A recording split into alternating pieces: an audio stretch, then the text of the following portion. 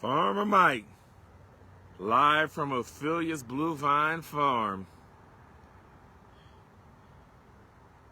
Just came back from Vine Street Brewery and picked up some more beers from our collaboration. This is called Life of the Party, and it is a Rosemary Blood Orange Sour Ale. And what makes it so significant is it's with our Rosemary, OPHELIA'S Blue Vine Farm Rosemary, and it is good. They're selling out limited quantities, supply still available. And let me show you. Let me pull one of these off. Pull one of these off and just show you what we're working with here. Oh yeah, look at that great logo they've got there. And this is the Blood Orange Sour Ale. And it's got some kick to it. It's called Life of the Party series. And from Vine Street Brewing, just a few blocks from me. And we're on 24th and Vine right there. And it's a fruited sour, layered with blood, oranges and rosemary, some citrus, and that's us right there. OPHELIA'S. You can see they put us on the packaging, and so just enjoying the moment. Sometimes you don't know the value of a moment until it becomes a memory. So we have a great collaboration with them, and in fact, we recycle all of the grain from that historic brewery, Kansas City's first African-American owned brewery, and they are located right down there in the Jazz District where it lives. And if you can get up a little bit, I don't know, you guys can see, but you can see 70 Highway right here from Vine. You stand on the corner in Vine. So in the song, when they're talking about going back to Kansas City, here I come, it's right down there where it lives. And this is our urban farm, named after my grandmother Ophelia. And we specialize in herbs and produce, and I've teamed up with an incredible farmer from Kansas, Farmer Bob, who's teaching me everything he knows and then some, and we're planning to do more of what you like besides the herbs, because last year people loved our cedar watermelon, people loved the cantaloupe, they wanted more, they loved the beets. We did 200 videos on our YouTube channel, OPHELIA'S Blue Vine Farm on YouTube. Go follow, like, and subscribe. Watch a video, and you can see for yourself. And so we had to pivot the model a little bit and really go into what people in this community really want. So we're gonna kill you with some water. Matter of fact, should I go in here and show you these seeds? I don't even know if I should go in on this master class because it's daylight savings time, and some of you guys are just getting up. And how sad, because you should have been up. Okay. The early bird gets the worm. I will take this glove off.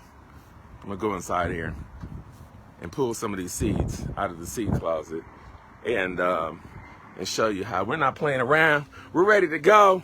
The people called. They wanna. Let me go into this. Let me go into my special cooler. Woo! Should I dare go in? Should I dare go in and show you what I have inside door number one?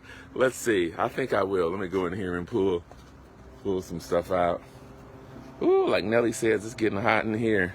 What do we have in here? We've got these are some all sweets seeds that we saved from last year. These are some mushrooms.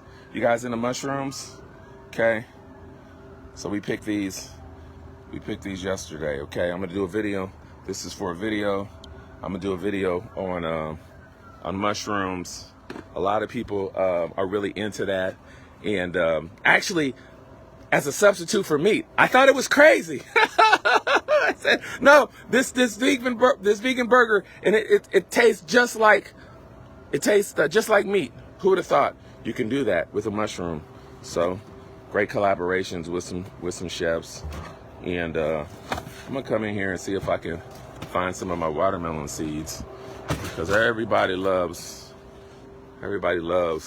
cedar watermelon. If you love cedar watermelon, leave a comment in the comment section.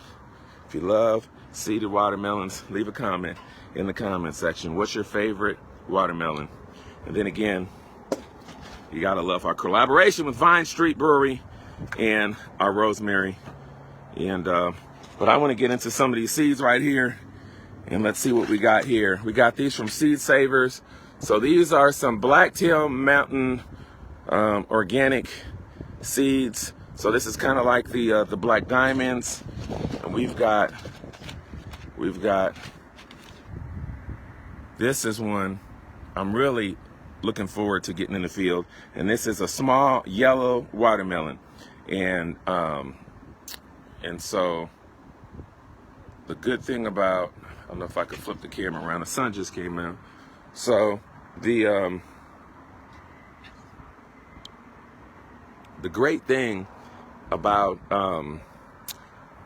watermelon that are seeded and open pollinated watermelon means that if we grow these in the field and we separate the different types of watermelon, we're able to harvest the watermelon, save some of those watermelons, and replant those seeds.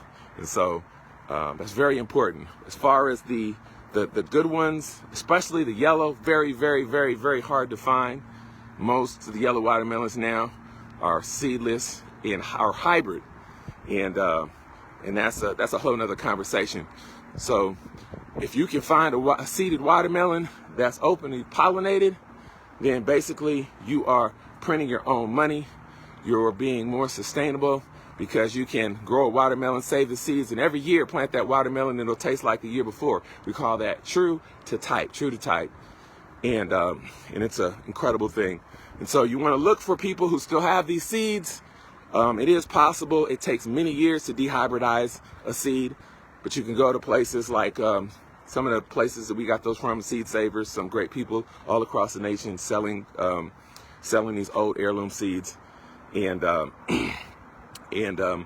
preserving them so they don't get lost.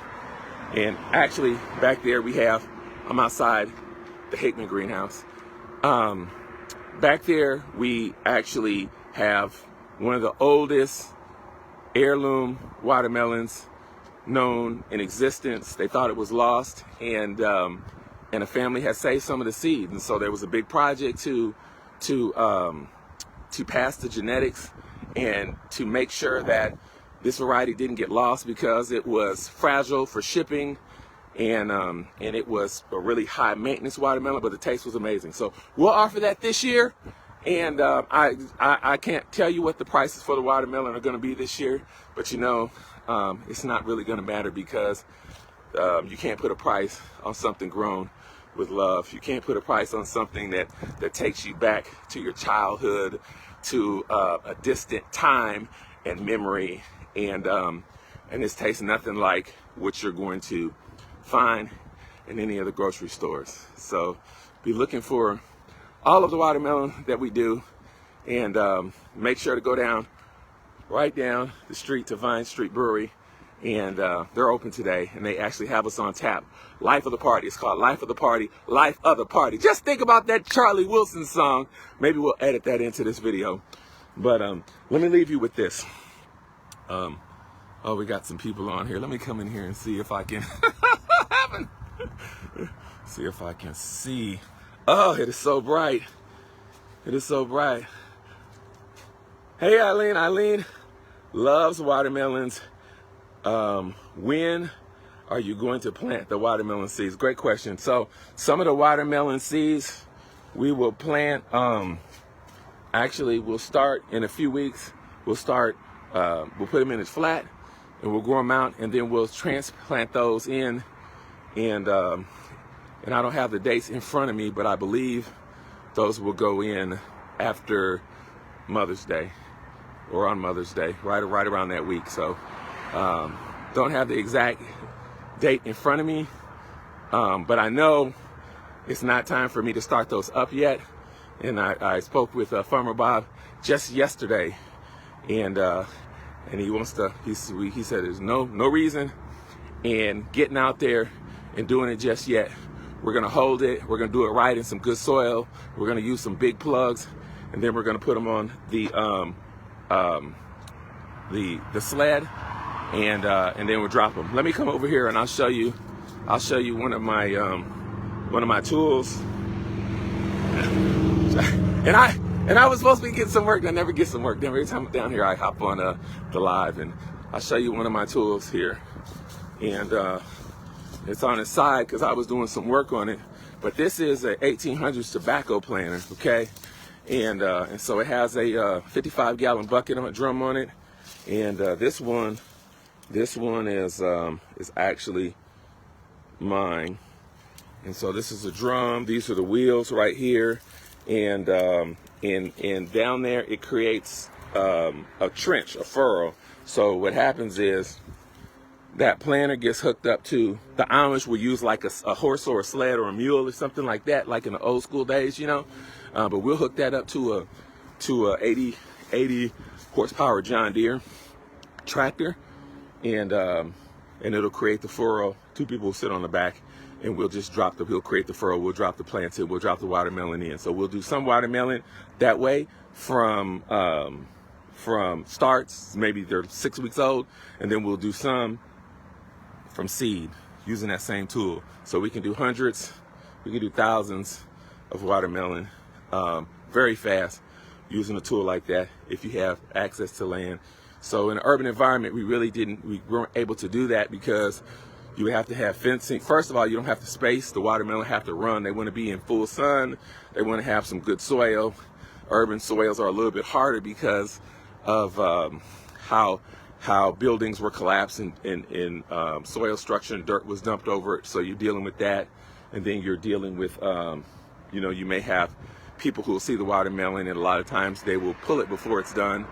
And then you have critters and stuff like that. But mainly in the urban environment, it's the theft that gets you and not having the space. And so we've always wanted to do it, but we never had the acres to let something like that run. And so we have to look at what we can do with limited space. And so when you're doing things like tomatoes, and our tomatoes are on 8-foot T-posts, and so we're using the vertical space, and it's a little bit different. We've done a couple out here. We'll do a couple out here for like demonstration and show people and whatnot. But the majority of them, we want to do those over acres and just let them run and let the vines hit the soil, pull nutrients, and it doesn't even have to be irrigated. In fact, the ones that we've done, or Bob's done over the last 30 years, those fields aren't even irrigated. Although this year we have a plan to pump some water into some of those fields. So we'll see, but it can be done without water, and I've seen it, and we've got several videos. Pick up my glove, courtesy of Cargill. Shout out for Cargill. So we know it can be done, and we're gonna do some great things for you, show you some great things this year, and again, I'm gonna get some watering done inside, and then I'm gonna hit the radio. So make sure to tune in to 103 or Hot 103 Jams, and I'll have some contests for you and some giveaways. Can't give away one of these, but did want to show you great collaboration between two African-American owned businesses, Vine Street Brewery and OPHELIA'S Blue Vine Farm. And this has, I'll show you real quick, where is it at? It's got the alcohol percentage on it somewhere. Oh, there, right there. I don't know if you can see right there. 5.3. Woo, 5.3. So it has a bit of a kick, and I love it. I love it because it is it's so unique and so different, and it's so inspirational. So again, Mike, live from OPHELIA'S Blue Vine Farm, where it lives, right down behind me, where jazz legends were born, where bebop was born, and the Bird, Buck O'Neill, all of those legends, Alita Adams, all of those legends walk these streets. And so this is where we're at. OPHELIA'S, I've got the board ready for you. And pretty soon we'll show you the menu for this year, what we're gonna have down here. We'll do the prices, and we'll have you get ready to open this up and have our markets on Saturdays and Sundays, and giving you an opportunity to come down and learn from us and shop from us. So again, Mike, live from OPHELIA'S Blue Vine Farm in the Jazz District, where it lives. See you in the next video.